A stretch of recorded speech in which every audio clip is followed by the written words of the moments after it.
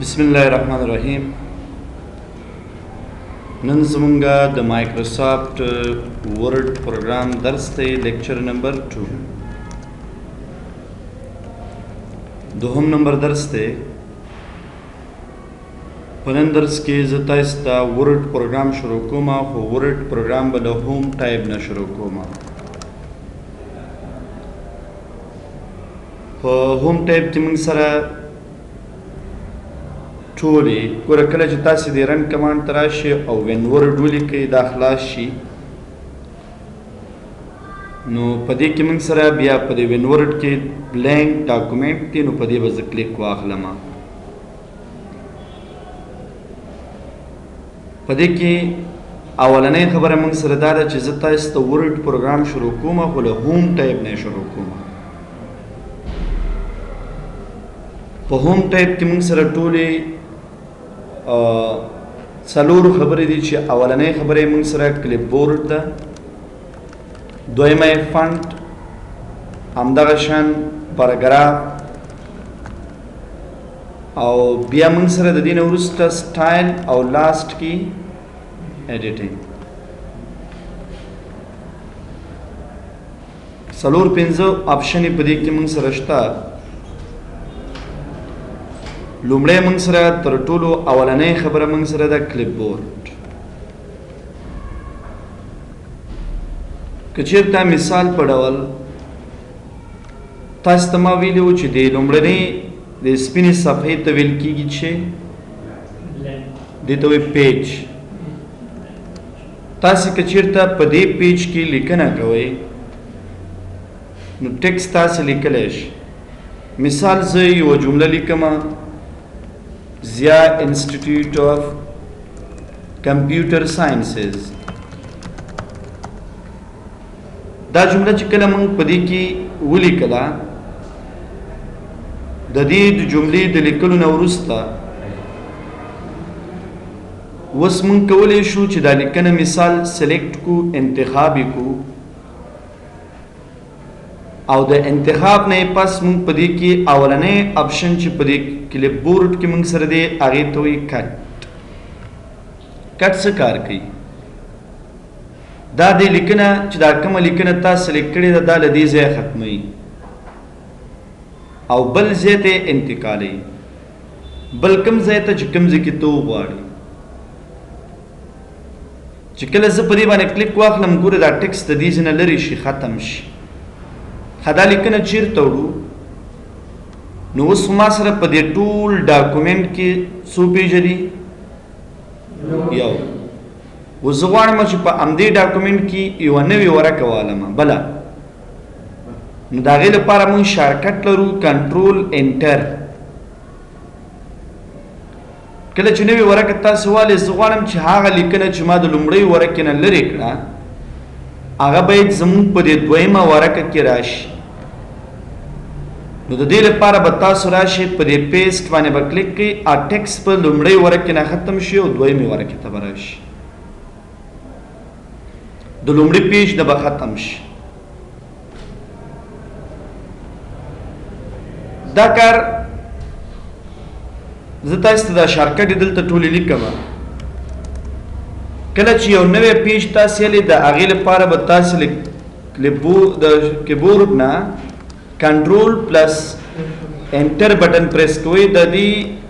مقصد به دی چې یو نوی پیج واخیستل شي دویمه موضوع دا ده چې که چېرته مثال دا لیکنه په هماغه لومړي پیج کې وي خو زه غواړم د شارکټ د لارې دا لیکنه د دې پیج نه لرې کړم او نوي پیج کې راوړم نو د دې مسلې لپاره به دا لیکنه ټوله تاسو انتخاب کړئ بیا به له هغې نه وروسته تاسې کنټرول ایکس بټن پریس کړئ کنټرول انټر سره به نوې ورقه والئ او د پیسټ لپاره کنټرول وی بټن پریس کړئ نو دې اټومیټیکلی دا لیکنه راوړي یعنی مقصد دا دی چې کنټرول پلس ایکس د دې شارکټ دی چې تاسو ته یو لیکنه څنګه کې کټ کړي او کنټرول پلس وی د دې شارکټ دی چې یو لیکنه څنګه کې پیسټ کړي هکه ضرورت دسی چې دا لیکنه په لومړۍ ورقه کې پاتې شي او دویمه تم لاړ شي نو بیا دویمه خبره استعمال کوي کاپی کله چې زه کاپی باندې کلیک کوم دا به لومړۍ ورقه کې راځي او لاغې نه وروسته تاسو په دویمه ورقه کې په دې پیسټ باندې کلیک کوئ په دویمه ورقه کې هم راځي دواړو کې به دا راځي بیا ګورئ په دې کې شارکټ د دې داسې دی چې تاسو کنټرول سی سره کاپی اخیستی شئ او نوی پیج ته د تګ دپاره کنټرول انټر بیا کنټرول وی سره تاسو پیسټ کولی شئ یعنی کنټرول پلس سی د دې شارکټ دی چې دی تاسو ته یوه لیکنه راواخلي او هغه څنګه کی کاپی کی د لیکنې د کاپی کولو لپاره به تاسو د دې دوه آپشنونو استفاده کوئ کټ کول او کاپی کول درېیمه خبره دا ده زه دلته یو عنوان لیکم مثال ما ولیکلو مایکروسافټ وینډوز او د دې عنوان دپاره مو لږ بولډ سایز مو زیات کړو کلر مو ورته ورکړو دې ځینې تاسې یو سټایل دې دپاره ورکړو نو چې کله دا ټولې خبرې تاسې وکړې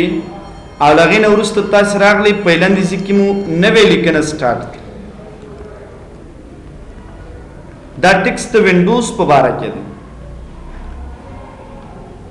اوس که چیرې زه ولیکم مثال مایکروسافټ ورډ او له هغې نه وروسته لیکنه وکړم نو د ورډ سلیکشن الو سایز ورته زیاتو کلر ورته ورکو دا خو چې هر یو ته دا ډیزاینونه مونږ ورکو دا ډېره سخته ده ډیزاین مو لومړی لیکنې ته ورکړې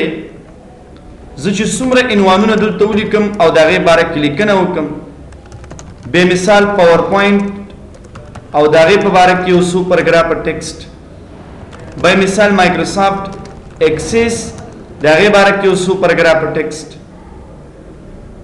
زه غواړم دغه لومړی ډیزاین ټولو دپاره باید راشي ګوره که تاسې یو کلیک په دې باندې وکړئ صرف یو کلیک او له هغې نه وروسته تاسې راشي لاندې ټایټل سلیکټ کړئ نو دی به هغه ډیزاین دې ته ورکړي خو که نیکسټ ټایم ته یې بل عنوان ته ورکړې نو یو کلیک به ته دلته بیا کړې او بیا به دا سلیکټ کړې که تاسې یو کلیک ونه کوئ او تاسې راغلی په دې ځای کې مو د دې سلیکشن واخیستو او په دې مو ډبل کلیک وکړو نو د دې معنا به داسې چې دې به دا ډیزاین دې ته ورکړي خو بیا دوباره د دې ضرورت نشته چې په هغې کلیک وکړو که بل عنوان ته ډیزاین ورکړې صرف سلیکشن یې تاسې الی خلاص د سلیکشن سره به دې تاسې ته ډیزاین ورکړي کله چې عنوانونه ختم شو بس په دې یو کلیک وکړه چې بیا آینده کې نورو لیکنو ته ډیزاین ورنکړي او د دې شارکټ څه شی دی د دې شارکټ موږ سره دا دی چې تاسو دلته راشئ او سلیکشن والی کنټرول شفټ سی کنټرول شفټ سی د دې شارکټ چې کله دا لیکنه تاسو سلیکټ کړئ کنټرول شفټ وی یعنې بیرته د یو بلې لیکنې ته ورکولو لپاره کنټرول شفټ وی نو که تاسې د کیبورډ نه کنټرول پلس شفټ سی پریس کړئ دی به کاپی شي او که تاسې کنټرول پلس شفټ وی پریس کړئ نو دی به څنګه شي دی به پیسټ صرف سټایل نور لیکنه میکنه نه دا سټایل را کاپی کو دی لیکنه ته ورک نو دا د دې دریو آپشنو وظیفه ده کټ کاپی او بل فارمیټ پینټر کله چې دا یو ډاکومنټ دی ګوره ډاکومنټ 1 ډاکومنټ څه ته وایي د پیجونو مجموعې ته ډاکومنټ وایي دا یو ډاکومنټ دی خو که زه غواړم چې یو نوی ډاکومنټ والم د هغې شارکټ دی کنټرول ان کنټرول ان تاسې وګورئ یو نوی ډاکومنټ مونږ واخیستو که نه یو دا ډاکومنټ شو یو د نوی یو ګوره نوی پیج وي یو نوی ډاکومنټ وي ډاکومنټ ځان ته بیل فایل یعنې دو فایلونه شو کنټرول پلس ان دا موږ سره چې دی د نیو ډاکومنٹ شارکټ دی نیو ډاکومنٹ شارکټ دی که چیرته مثال پړول تاسو د دې اول ډاکومنټ کې ولاړې او دا لیکنه تاسو انتخاب کړه کاپی موکړه به مولن دراغلم دلته مو دا لیکنه سلیکټ کړه دا مو کاپی کړه سو کاپی نشوي خو که زه چیرته مثال دی بل ډاکومنټ کې دا پیسټ کم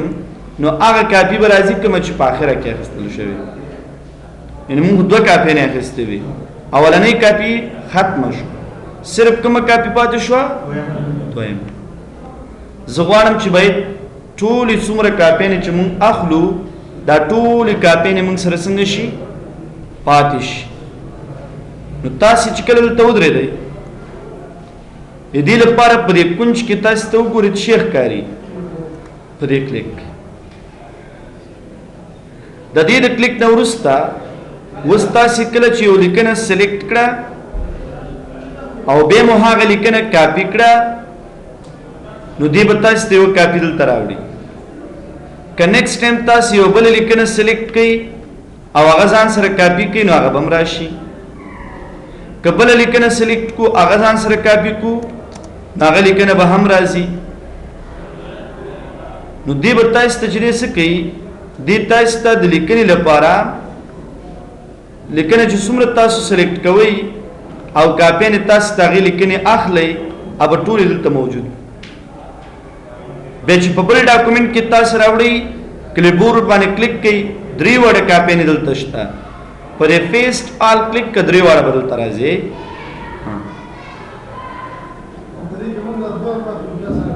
بیا یو د پکار یې دوه نه مثال دا مې پکار ده بس دا راوړه صرف کلیک پې وکړه کاول دې پکار وي که دا په پکار وي او که ټولې دې په یو وار پکار وي بیا پیسټ آل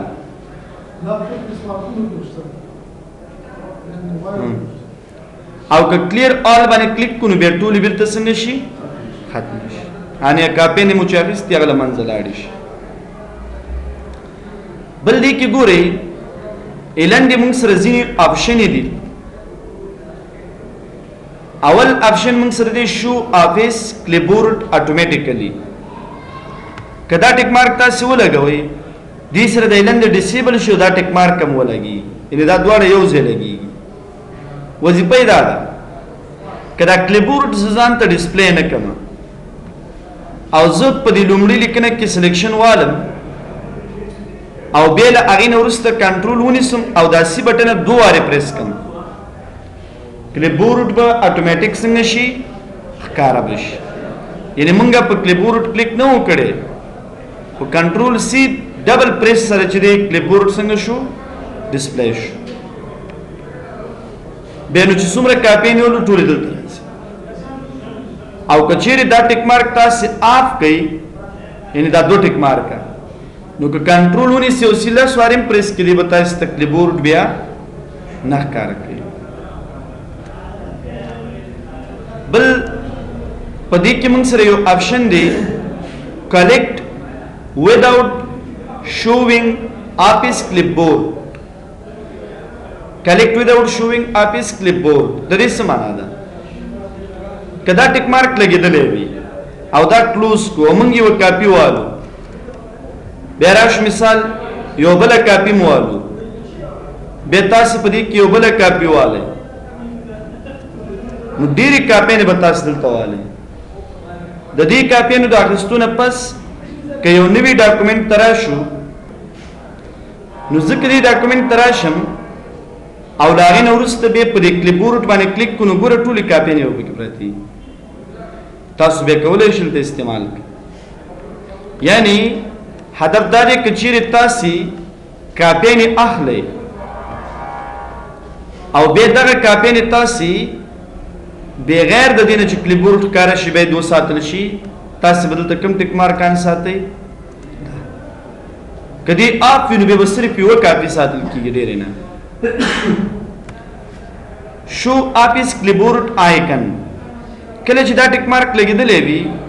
دلته یو آیکن دی دې ځای کې ښکاري په دې آیکن کې څه وي دې آیکن کې دا چې کله ته یو کاپي الی او دلته راشي په دې باندې ودرېږي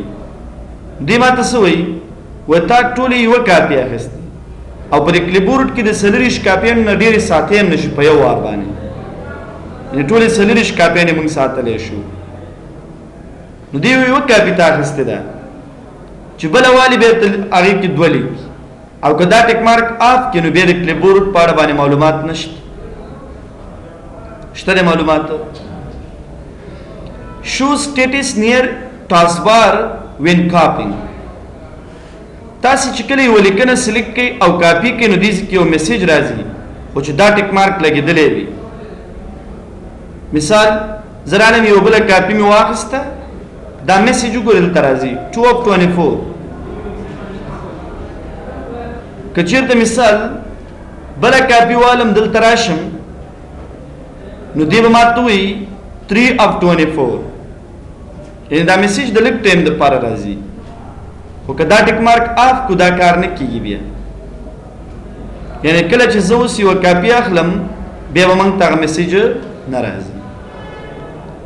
نو دا د ډېرو کاپیانو د اخیستو لپاره د کلیبورډ نه استفاده کول دي بل موږ دوه ډاکومنټه لرو ځکه چېرته لومړی دا لیکنه سلیکټ کړم او دا له ځان سره کاپي کو او بیا دې بل ډاکومنټ ته راشو یو خو داسې چې تاسو په دې پیسټ باندې کلیک کړئ نو لیکنه به دې ډاکومنټ کې راځي موږ سره که نه یو خبره داسې ده یو داسې چې تاسې لیکنه ډایرکټ نه راوړئ تاسو په دې پیسټ کې په دې بټن کلیک کړئ اعلان دې موږ سره شری پیسټ سپیشل تاسې به دلته په دې پیسټ سپیشل باندې کلیک په دې پیسټ سپیشل کې دننه موږ سره چې دی چیرې اول مایکروسافټ ورډ ډاکومنټ ابجیکټ که زه د دې انتخاب وکړم او د انتخاب نه پس دا ټیک مارک ولګوم نو دې به څه کوي دې به تاسو ته دا لیکنه راوړي په دې ډاکومنټ کې خو آیکن کې وي دا یو آیکن دی موږ سره تر هغې چې دې آیکن باندې تاسو کلیک نه وي کړی تاسو ته ډیټا نه ښکاري داسې لکه په ډیسکټاپ چې د ډیټا پراته وي هدف باندې ورسېد تاسو که نه یو لینک شو بس یعنې مقصد دا چې زه د دې نه دا ډیټا مې را کاپي کړه ګوره دا د وینډوز مربوط ډیټا ده زه یم دا ډایرکټ دلته نه راوړم دا انتخاب کړه ډسپلی از آیکن په دې چینج آیکن کې نوم ورته ورکړي مایکروسافټ وینډوز نوټس آیکن کې بدلې ستاسو خوښه دا وکړئ دلته څه ولیکل مایکروسافټ وینډوز نوټس د دې بلې لیکنې نه مثال دا لیکنه سلیکټ کړه ورډ کاپي کړئ بیا راشي دلته ودرېږئ دلته په دې کلیک کړه مایکروسافټ ورډ کې ډسپلی از آیکن دې کې ولیکئ مایکروسافټ ورډ چې شي نوټس دا وکړئ دا مو وکړئ نو تاسو سره به دې څه کوي دوه دانې دغه به درکوي درته که ورډ نوټ دې پکاري په دې کلیک کوه او که د وینډوز نوټ دې پکاري په دې کلیک کوه او دا کار کوي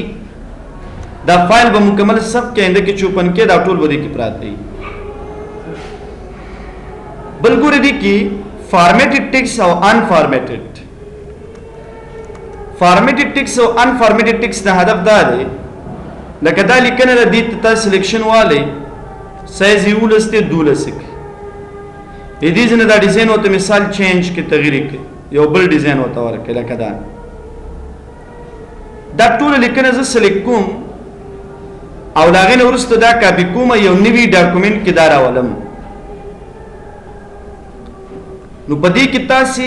په دې سپیشل چې کله کلیک وکړئ فارمیټډ ټیکس د مقصد دا وي چې دی به دا لیکنه دلته راوړي خو چې کوم ډیزاین ته هلته ورکړي هغه به دلته هم راځي په دې کې به مو سره وي دا کار که ډایرکټ پیسټ کوم صحیح ده ما یوه خبره ده خو که تاسې په دې کې انفارمیټډ والی معنا لیکنه به راځي خو ډیزاین سټایل هیڅ به ورسره نه وي سمپل او که چېرته لیکنه تاسې پکچر انتخاب کوئ معنا به دی چې د عکس په شکل به دا لیکنه دلته راځي لکه یو عکس نه چې موږ یې موف کولی هم شو، سایز یې مو ته کوچنی کوی شو. نو بیا د هغې لپاره تاسې په چې کلیک کې پکچر نه به هدف دا وي چې موږ به د عکس په شکل باندې ډیټا یو ځای نه بل ځای ته په صحیح طریقې سره موف کوو را موف کوو. صبر به ورته وکړو چې دا وګورئ، دا ستاسې ډیټا ده. که چیرې زه مثال د دې سایز کوچنی کوم، که چیرې زه مثال دې موف کوم، ټکس خو داسې نه موف کېږي که نه، خو چې کله ته د پکچر په شکل ټکس دلته پیسټ کړي بیا دا کار امکان لري او تاسې کولی شئ دې ترتیب سره په دې شکل باندې دا وکړئ. تغیرات پکې نه راځي ځکه پکچر دی، عکس کې موږ تغیرات راوستلی نشو. که راولم لیکنه ګډه وډه کېږي، اوس که رایټ کلیک وکړو او ایډیټ پکچر باندې کلیک کړو کولی شي تغیرات راولي، خو دلته ګورئ ورډ یو ورډ کې دا یو تغیرات راوستی شو، خو چې پکچر شکل کې راوړي بیا د تغیرات د راوستلو ضرورت نشته، همدې لپاره راوړي ایډیټ پکې ونه شي. بل دې کې HTML فارمیټ او انفارمیټډ یونیکوډ ټیکسټ.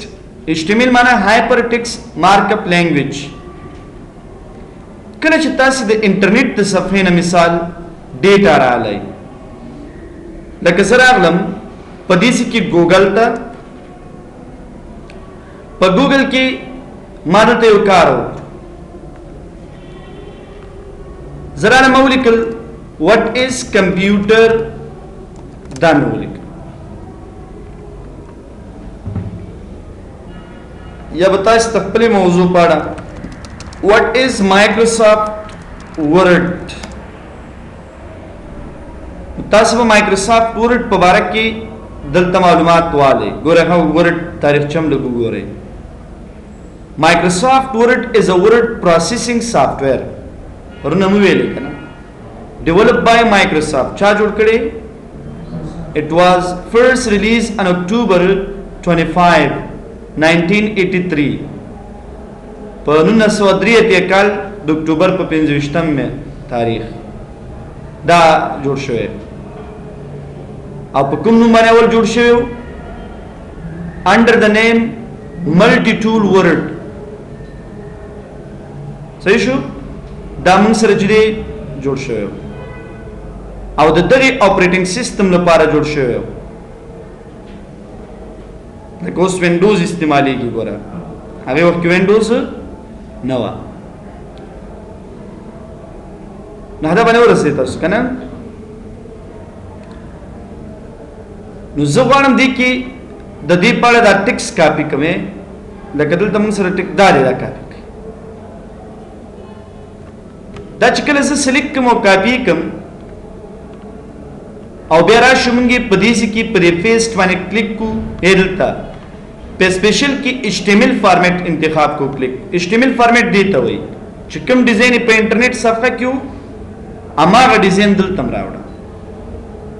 او که چیرې تاسې انفارمیټډ یونیکوډ ټیکسټ انتخاب کړئ دی به لیکنه څنګه راوړي؟ ساده، بالکل سمپل، سبب کې خاص نه وي. نو دا د دې لپاره چې تاسې باید د دې آپشن نه استفاده وکړئ. دا څو ډاکومنټ دي؟ زه غواړم د دې لومړي لیکنه کاپي کړم، دویم ډاکومنټ ته راوړم، خو په شرط دی چې لینک کې جوړوم، یعنې چې په اول ډاکومنټ کې تغیرات راولو دغه تغیرات باید په دویم ډاکومنټ کې هم راشي باید کرانه شي، بیا خو ډایرکټ پیسټ کا خبره خلاص. کتی لینک جوړې نو به تاسو په سپیشل کې پیسټ لینک ټیک مارک شته که نه؟ دا ټیک مارک کوئی انتخاب په ورډ ډاکومنټ آبجیکټ وکړئ او دا بل ډایرکټ ځان سره وکړئ. د دې معنا داسې ده